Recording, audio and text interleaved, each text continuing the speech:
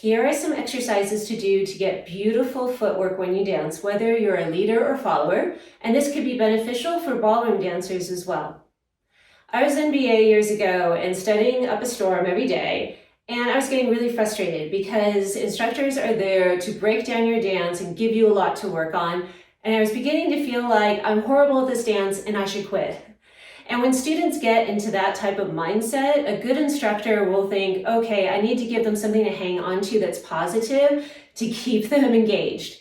And so the instructors told me, Carolyn, the lucky thing that you have is your footwork is perfect and you don't have to think about it. As a matter of fact, the less you think about your feet, the better, because they already know what to do. She said, I had to train for years for my feet to move in the way that yours do so easily. And it's because of all the ballet training you did that makes this so much easier for you than most of my students. So there were some good things about ballet coming into tango, and I'm going to show you kind of my riff on something called a tendu. A tendu in ballet is in ballet class, we point to the front, we point to the side, we point to the back. That's a tendu. And we're taught to lead with the heel staying up. Whether I'm going to the front, the heel stays up, and never in this position. This is what we call a sickled foot. In physical therapy terms, that's an inverted foot. That's a position that most ankle sprains occur in. So not only is the line prettier when the heel comes up, it also is safer on the body. So in doing these tendus, I need to make sure that the heel stays forward. There will be a slight rotation of the leg externally or outward, and then it comes back into parallel position with the ankles touching and the foot slightly winging. You could have less of a winged foot. Okay, I'm calling that winged. It's everted, or you could have more. It depends on what's comfortable for you. If it hurts and this is straining, then you just do a little bit. Try not to be perfectly in parallel because a lot of times that will lead to the position that you might sprain your ankle in. So just more the weight over the ball of the foot, the pad of the big toe, than the pad of the little toe. So we're going to do a couple different tendus in different directions for tango. And I want you to keep your core stable. I know in tango we lead with the body moving with the foot that's moving. This is an articulation exercise for the feet, so you're going to stay with all of your weight on the standing side as the other foot moves, and we're going to work on shaping the foot and the lower leg as you move different directions on each side. After we finish doing this in flats, and I would always start barefoot, you have a much better grasp of how your foot is articulating as a whole. Putting the shoe on is like this foreign thing on the bottom of your foot. It's going to change the biomechanics. So I would never start there. I would always start barefoot or sock feet and then move to a tango shoe to practice the same thing. As you do these tango tendus, your core should be stable. Both shoulders face front, both hips stay front. Don't let the hip move with the moving leg, whether it's forward or back. Okay, see how my trunk is moving? Keep this part stable as you move. Keep the weight over your standing leg. Arms should do the same thing. Your arms either stay here, or you could do a ballet arm like this, like holding a basketball, or you could do arms straight out to the side with your palms forward, not palms down. A lot of people in tango have a bit of a kyphotic posture. This feeds into it. When your palms are forward, it feels better to stand up straight. So either here, here, or here. Weight is going to be on the left foot to start, ankles together. The moving foot, the right foot, is going to be slightly everted. We're going to go to the front for 4 counts, leading with the heel first. 1, 2, 3, 4. The ball of the foot is on the floor, but most of the weight is on the pad of the big toe, not the little toe. You see the difference? Pad of the big toe. And so my leg is rotating outward a little bit. And then as I come back to collection, my legs move into parallel. So it's a slight external rotation back to parallel to the front. So 4 counts moving out. 1, 2, 3, 4. In 5, 6, 7, 8. Again, 2, 3, 4, 5, 6, 7, 8. Out, up, 2, in, 2. Out, 2, in, 2. Out, in, out, in, out, in, and change the leg. Slowly, 2, 3, 4, 5, 6, 7, 8. 1, 2, 3, 4, 5. So my toes stay on the floor. 2 counts out. 1, 2, in. 1, 2, out. 1, 2, in, and 1, and 1, and 1, and change to the side. Now to the side, your heel drops down and the pad of my big toe stays on the ground. So I have a lot of motion in E version, so I'm able to do it with a pretty well-winged foot, at least there, but not there. So I'm keeping a straight line with the leg or a slightly winged foot. So we're going to keep the toes long. I'm not fully pointing my foot yet. Going out, 2, 3, 4. In, 6, 7, 8. Out, 2, 3, 4. In, 6, 7, 8.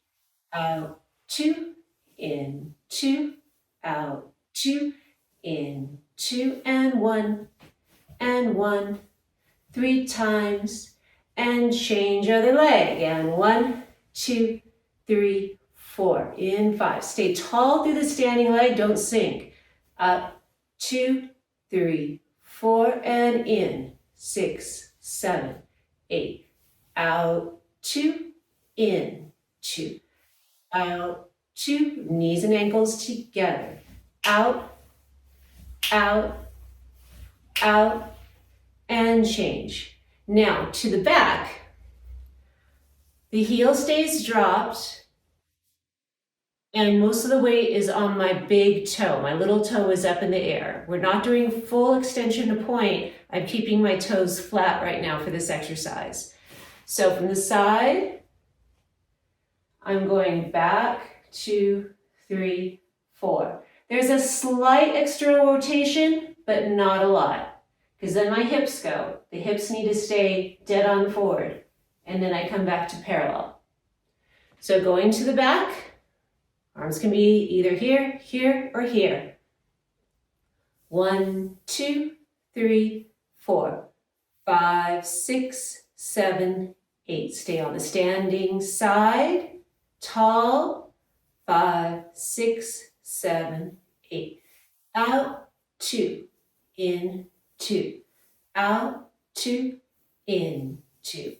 Out, and out, and out, and change the feet. The other thing to be careful of when you're moving the leg to the rear is not to bend forward as your leg goes back.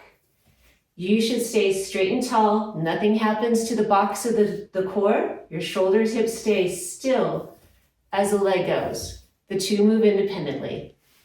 So on the left foot to the back, going out, 2, 3, 4, 5, 6, 7, 8. Think of getting taller through the standing leg as you go to the rear. 5, 6, 7, 8. Out, 2, in, 2. Out, 2, in, 2. And out. And 2, and 3, and change. Now, we're going to do the same thing, but instead of keeping the toes flat and long, we're actually going to point the foot at the end. Pointing the foot front, pointing the foot side, and pointing the foot back. So there's just a little bit of rotation to the front and the back in the leg. The leg only, not the hip. Here we go. Same exercise with a fully pointed foot. 5, 6, 7, 8, and 1, 2, 3, 4, 5, 6, 7, 8. 1, 2, 3. Use all 4 counts. 5, 6, 7, 8. And out and in.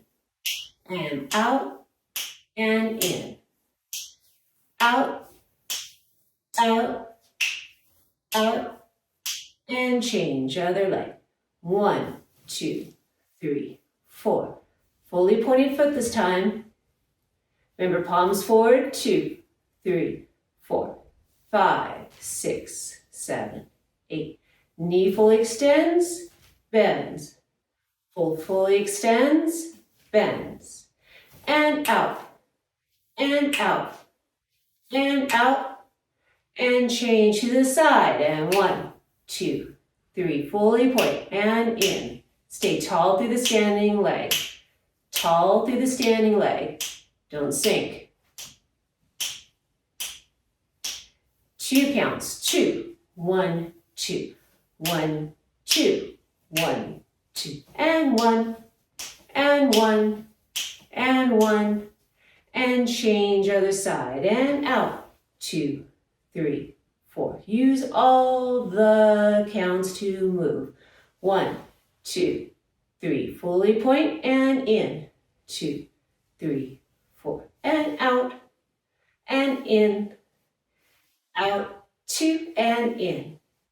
And out, and out, and out, and change to the back. And 1, 2, 3. Fully point and in. 6, 7, 8. And back. 2, 3, 4. And in. 6, 7, 8. And 1, 2, 3, 4, 5, 6, 7, 8. And 1, 1, 1.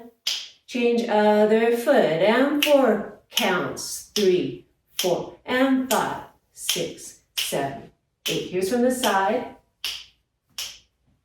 And in. And 2. And 2 counts. And 1. And 1. And 1. And other side. All right. So we did just with the ball of the foot on the floor, then with a full point. Now we're going to do with what ballet dancers call a demi-plie or bend of the knee. In tango, we have different size steps. We can take a small step, a medium step, or a large step. When we take a larger step, there is more knee flexion to get us there. More knee flexion to get us there. If we're taking small steps, there's very little knee flexion to get us there. So we're going to practice that component with a foot articulation. Same arms, same 4-point stay forward. Be careful as the standing leg bends that the body stays straight. Don't lean back to the front. Don't lean forward as the knee bends. Keep your spine, your pelvis stable as you bend your knee. The first knee bend, because it's a 4 counts, is going to be the biggest one.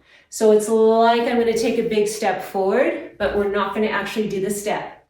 So we're going to take 4 counts, 2, 3, 4. Standing leg should be in parallel. Be careful, I'm a ballet dancer. I like to turn it out. Keep it in parallel. The moving leg turns out slightly. Both hips are level. I'm not moving them, okay? And then I come back to collection. So we're going to do 4 counts with a deep plie or a deep knee bending of the knee on the standing leg. And then on the 2 counts, we have less time. So that's a medium-sized step. So we're just going to bend the knee a little bit. Here's on the side. About there on the 2 counts. And then on the single count ones, it's pretty fast. So we're going to barely bend that leg. And you see how the moving leg isn't going so far in front of me. On the 4 count one, 1, 2, 3, 4. I'm moving the moving leg farther away from me. So you can think of it as big, medium, small.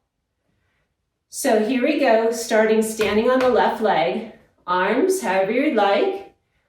And we're going to do with our toes flat on the floor first, leading with the ball of the foot staying up. We're going to do the full point, second round. 5, 6, 7, 8. Out, 2, 3, 4. In, 6, 7, 8. Tall through the standing leg. 5, 6, 7, 8. Out, 2, in, 2. Out, 2, in, 2. And out, and out, and out. Other side, here we go. 1, 2, 3, 4, 5, 6, 7, 8. 1, 2, 3, 4, 5, 6, 7, 8. Out, in. It's a little less knee bend, and little, and little, and little to the side. 1, 2, 3, 4, 5, 6, 7, 8. 1, 2, 3, 4, 5, 6, 7, 8. 1, 2, 3, 4, 5, 6, 7, 8. And 1, and 1, and 1. Other side. And 1, 2, 3, 4, 5, 6, 7, 8. 1, 2, 3, 4, 5, 6, 7, 8. 1, 2, 3, 4, 5, 6, 7, 8. And 1, and 1, and 1. To the back. 1, 2, 3, 4. I'm just showing from the side so you can see how far I'm reaching. 1, 2, 3, 4, 5, 6, 7, 8. 1, 2, 3, 4, 5, 6, 7, 8. And 1, and 1, and 1. Other side. Hips stay level. And 1, 2, 3, 4, 5, 6, 7, 8. 1, breathe. 3, 4, 5, 6, 7, 8. 1, 2, 3, 4, 5, 6, 7, 8. And 1. Little bend, and change. Full point. 1, 2, 3, 4, 5, 6, 7, 8. From the side. 2, 3, 4, 5, 6, 7, 8. Heel up. 2, down. Heel out. Boom. And 1, and 1, and 1. Other side. Here we go. And 4 counts.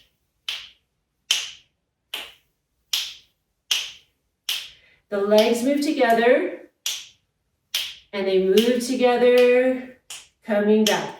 1, 2, 3, 4, 5, 6, 7, 8. 1, 1, 1. Other side. And here. And 1, 2, 3, 4, 5, 6, 7, 8.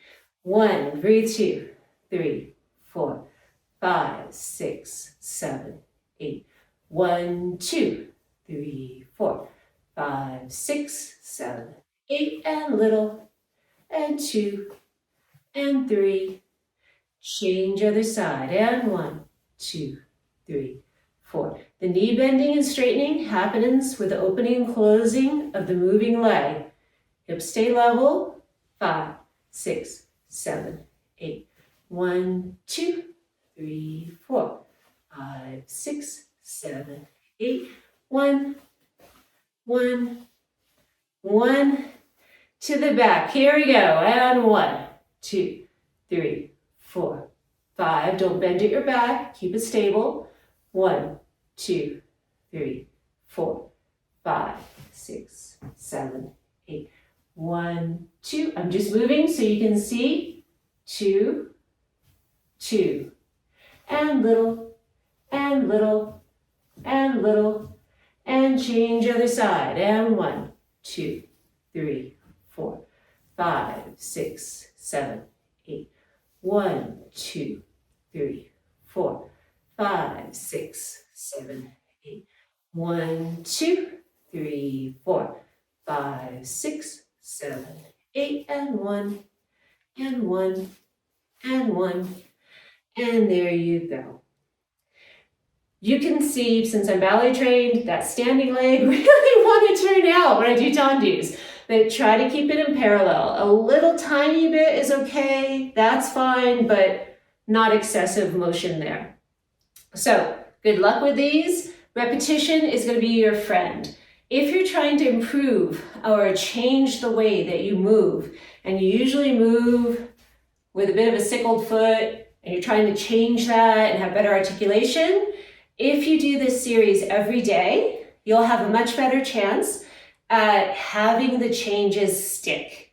If you do this once a month and like, well, I did the exercises and they didn't help, your body doesn't remember it. So the more often you do it, the better the memory will be.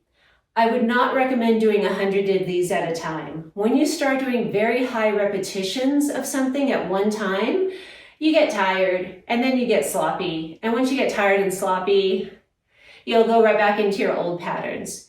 So just stick to the repetition that I did in this video, but do it more frequently if you would like to improve over time.